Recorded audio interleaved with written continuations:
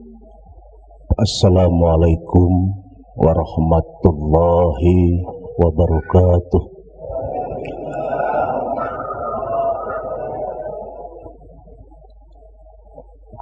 Bismillahirrahmanirrahim.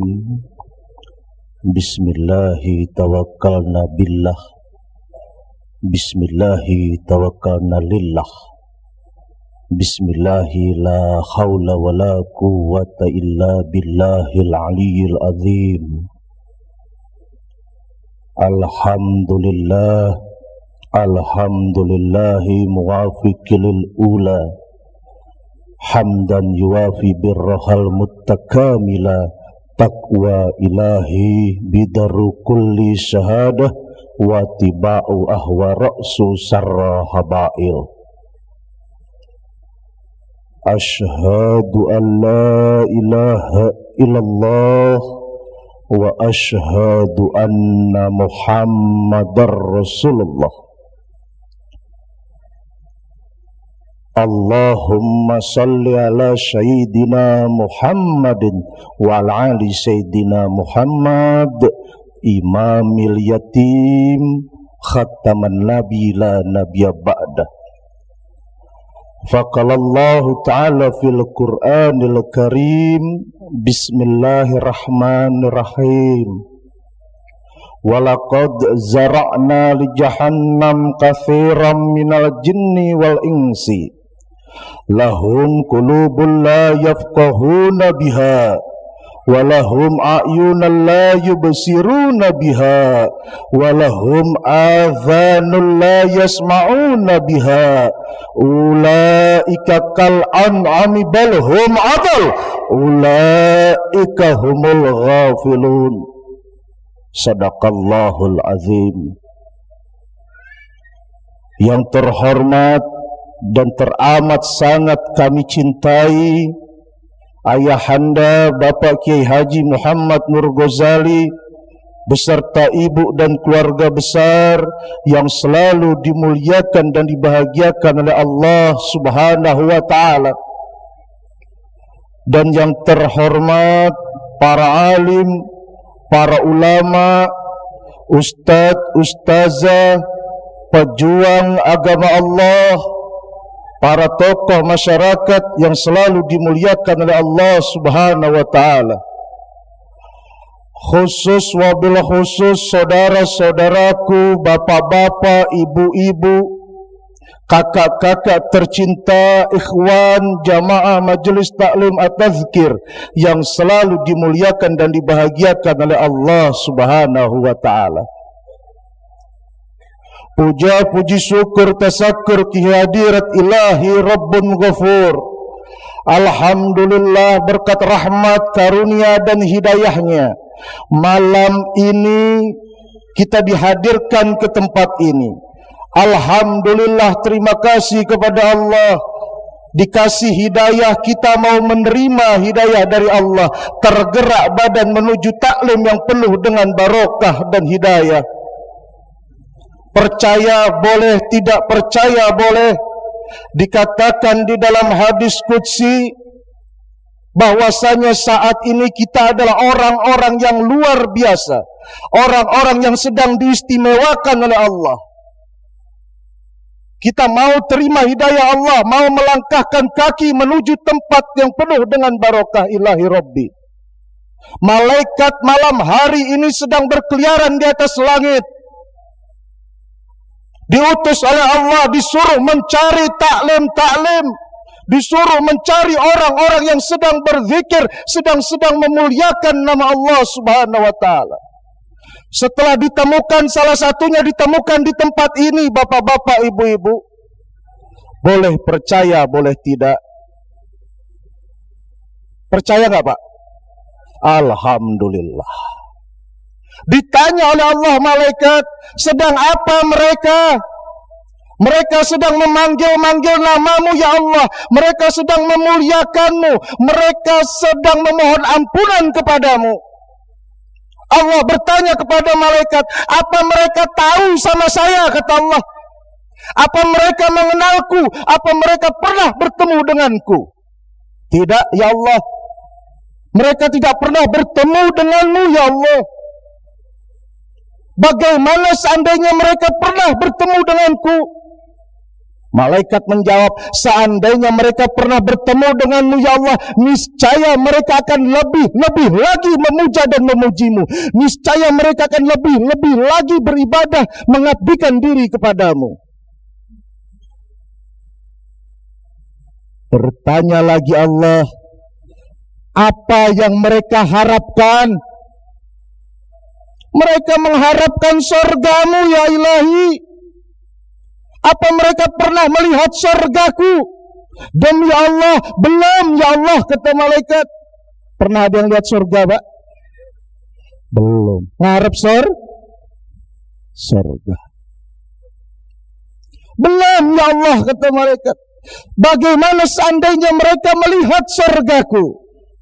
Seandainya mereka melihat surgamu ya Allah, yakin, ainul yakin, aku yakin, akan lebih khusyuk lagi mereka untuk beribadah kepadamu. Lantas dari apa mereka berlindung? Mereka berlindung dari nerakamu ya Allah. Mereka takut terhadap nerakamu ya Allah. Apa pernah mereka melihat nerakaku? Belum ya Allah. Bagaimana seandainya mereka pernah melihat neraka? Yakin, ainul yakin, hakul yakin, mereka akan lebih takut lagi, mereka akan lebih berlindung lagi, mereka akan lebih memperbaiki lagi tindak dan tanduknya dalam berhubungan terhadap sesama, dan memperbaiki lagi dalam berhubungan kepada Allah.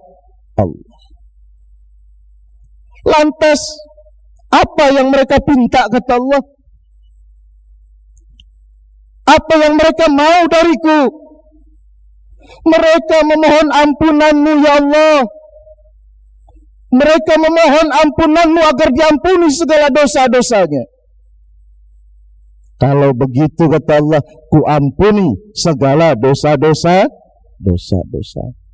Kita yang hadir di tempat ini adalah manusia, hamba Allah yang super istimewa, Pak. Hidayah dikasih, diterima. Tidak semua orang mau menerima hidayah yang diberikan oleh Allah Subhanahu wa ta'ala. Syukur, tasakur kehadirat ilahi Rabbun Ghafur. Alhamdulillah, nikmat karunia sampai saat dan detik ini tak pernah putus Allah memberikan nikmatnya kepada kita. Disuruhlah manusia ini, disuruhlah hamba-hamba Allah ini untuk berterima kasih kepada Allah. Sudah terima kasih sama Allah, Pak? Bu? Sudah belum, Bu? Terima kasih sama Allah, Bu? Berterima kasih kepada Allah Rabbun Ghafur. Alhamdulillah ya Allah, Kau berikan aku suami yang baik. Kau berikan aku istri yang baik. Kau berikan keluarga yang baik. Kau berikan rizki yang baik.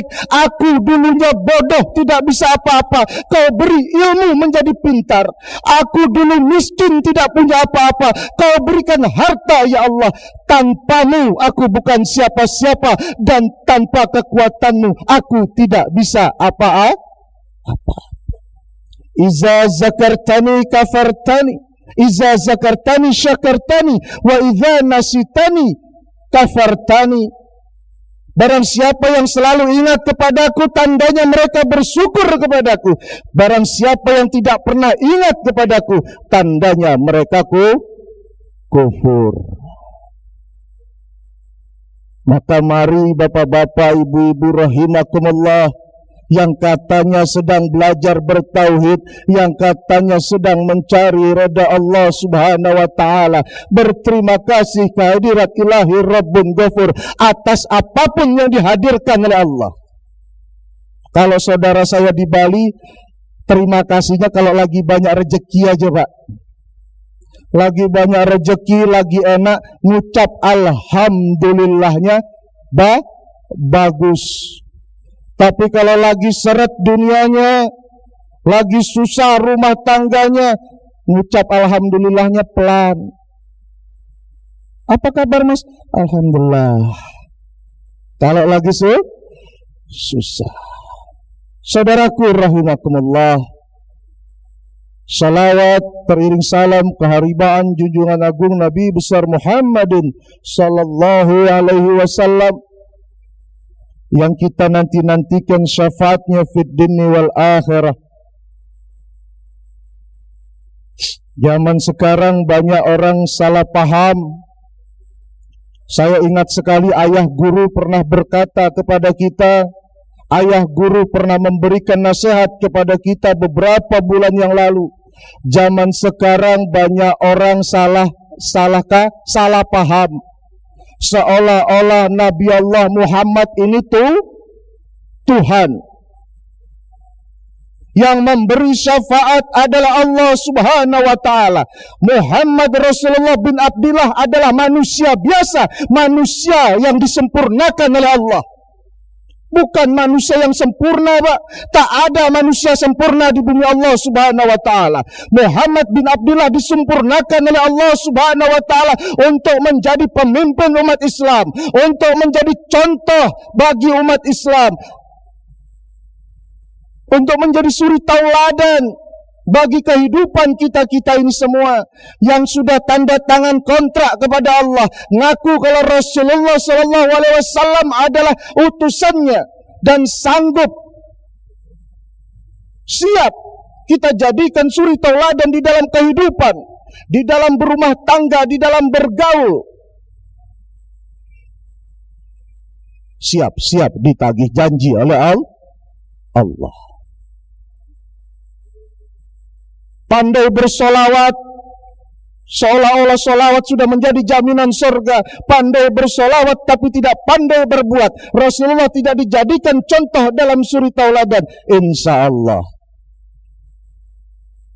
tidak mungkin Rasulullah nunjuk, hai ya Allah, mohon kepadamu umatku ya Allah kasih syafaatmu.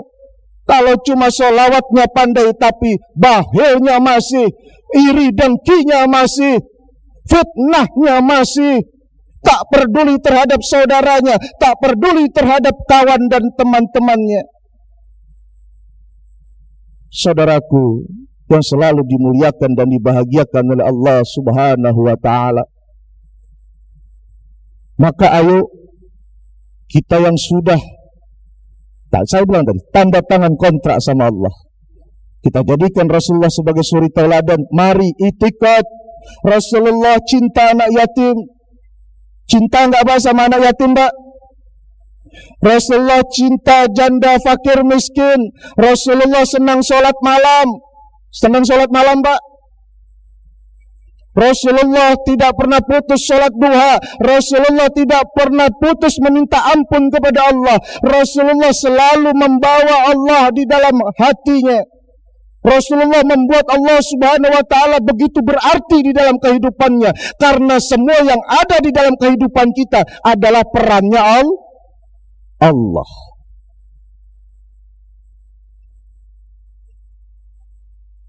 Saudaraku rahimakumullah, ada satu cerita.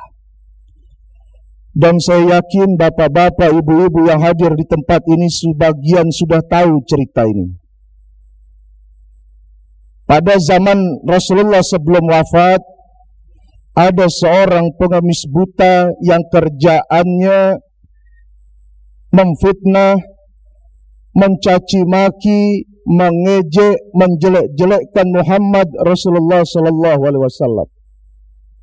Pengemisnya sudah tua, buta, kafir Quraisy, kerjaannya kalau ada orang memberi sedekah, dia cerita Muhammad jahat, Muhammad, wah macam-macam dia cerita tentang kejelekan Rasulullah. Sampai suatu hari ke telinga Rasulullah, diberitahu oleh sahabat, Rasulullah nemuin ini pengemis sambil bawa roti. Roti, minumnya, buahnya dibawain sama Rasulullah. Disuapin Bu Rasulullah itu. Disuapin sama Rasulullah sang pengemis tadi. Sebelum masuk ke dalam mulut sang pengemis buta yang kerjaannya nyaci maki Rasulullah, makanan ini dihancurkan dulu oleh Rasulullah sallallahu alaihi wasallam. Dilembutkan dulu, baru dimasukkan ke dalam mulutnya.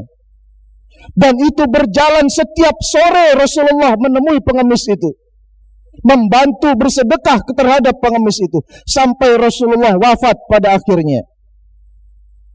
Sahabat Abu Bakar Siddiq tahu kebiasaan Rasulullah, meneruskan. Setelah Rasulullah wafat, diteruskan oleh sahabat Abu Bakar. Dibawa juga roti, dibawa minum, dibawa buah, dimasukkan ke dalam mulut pengemis itu, dilepeh. Kamu siapa? Kata si pengemis buta itu. Saya orang yang setiap hari datang kepadamu ngasih makan sama kamu. Bukan kamu yang ngasih makan sama saya. Yang ngasih makan sama saya, dia sebelum masuk ini makanan, roti itu diremah dulu, dihancurkan dulu oleh dia. Lembut masuk ke dalam mulutku. Kamu bukan dia, kamu siapa? Menangis Abu Bakar Siddiq. Dengan terseduh-seduh sahabat Abu Bakar Siddiq berkata, yang memberi kamu makan, yang setiap hari datang menghampirimu, membawa nasi, membawa buah, membawa air minum, dan dihancurkan masuk ke dalam mulutmu, adalah orang yang setiap hari kau hina, adalah orang yang setiap hari kau fitnah, adalah orang setiap hari kau caci maki. Rasulullah Sallallahu Alaihi Wasallam. Bisakah kita? Bisa nggak Pak? Insya Allah bisa. Jangan bilang nggak bisa. Manusia kita ini diajarkan oleh ayahanda guru kita Bapak Kiai Haji Muhammad Nur Ghazali. Dan alhamdulillah saya praktekkan di dalam majelis taklim saya. Setiap akhir berdoa, ya Allah muliakan mereka yang membenciku, mudahkan rizkinya mereka yang menghinaku, ampuni segala dosa-dosanya mereka yang tidak suka kepadaku, supaya tak ada kebencian di dalam hati.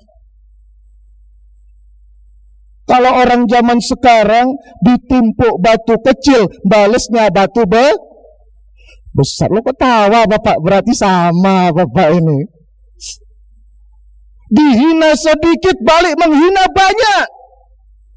Kita yang hadir di dalam majelis taklim ini, yang sudah menerima hidayah dari Allah Subhanahu wa Ta'ala, dibimbing, dididik oleh ayahanda guru, doakan mereka yang menghinamu, minta kepada Allah agar diberi hidayah mereka menjadi orang-orang yang baik, agar diampuni segala dosa dan dosa. Supaya apa maksudnya ayah guru mendidik kita seperti itu? Supaya kebencian yang tadinya besar terkikis menjadi kecil. Ya ayyuhan nafsul mutmainnah irji'i ila rabbiki radiyatan maradiyah fadkhuli fi ibadi wadkhulil jannati. Kalau batin dan jiwa selalu penuh dengan amarah, kalau batin ini selalu penuh dengan kebencian,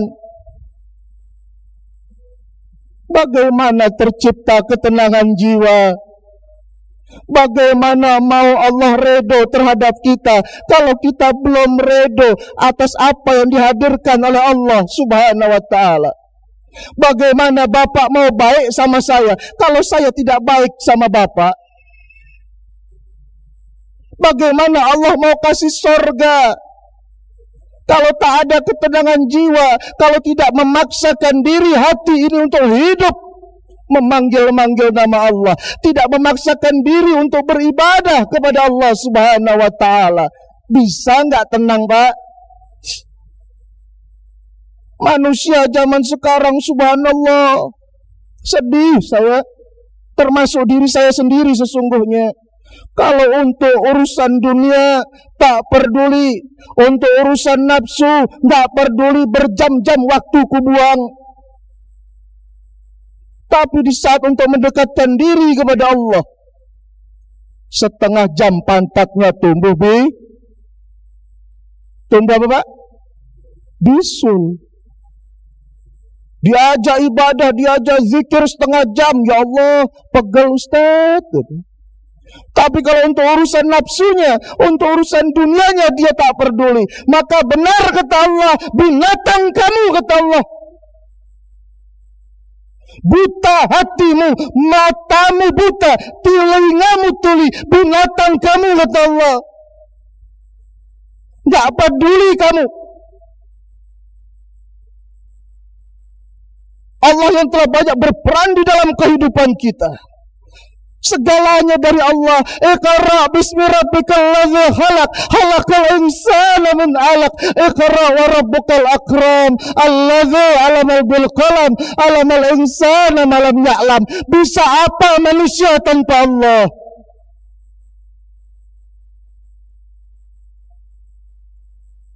Kau sombongkan hartamu, kau sombongkan kepintaranmu. Allah yang mendatangkan segalanya. Di saat hatimu mati, di saat telingamu tuli mendengar saudaramu susah, tak bisa sekolah, matamu melihat, tak bisa bergerak hatimu, kamu binatang, kata Allah.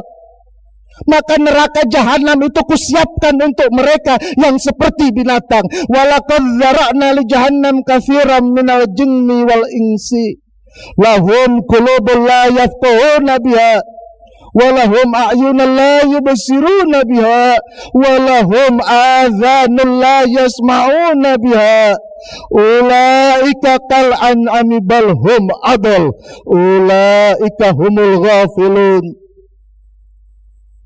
Saudaraku rahimakumullah, maka mari hidupkan hati, yakin kita yang sedang diberi hidayah, kita terima dan kita dibimbing oleh Bapak, oleh ayahanda guru Muhammad Haji Muhammad Nur Ghazali. Yakin mereka yang berzikir ini akan latif hatinya. Yang tadinya keras kepala, yakin akan lembut. Yang tadinya amarah, yakin akan menjadi sabar dengan memakamkan asma Allah. Gak sebentar loh Pak. Majelis taklim ini dari tahun 89 hadir di tempat ini. Saya masih kecil Pak, masih rumah ini saja. Sudah ada yang ngaji, ingin belajar ilmu zikir, ingin belajar memantapkan hatinya dengan asma Allah, belajar tajwid, belajar fikih, matematika, 2-3 tahun pinter, belajar memakamkan asma Allah di dalam hati butuh waktu puluhan tahun. Kenapa harus bermakam Allah di dalam hati? Di saat sakaratul maut, kata Rasulullah, sakit bagaikan ditusuk oleh ribuan jarum. Matamu tidak lagi berfungsi, telingamu tidak lagi berfungsi, lidahmu keluh di saat nazakmu. Apabila hatimu tak pernah berzikir kepada Allah, bisa nggak kembali sama Allah?